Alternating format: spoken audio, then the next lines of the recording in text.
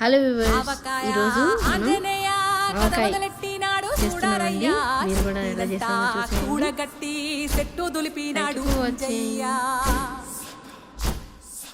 ఎర్ర ఛాయ కోతి అవతార వెంటమాయ కట్టి సేత పట్టకుండా కాయ కోసినాడు కపిలయ్యా.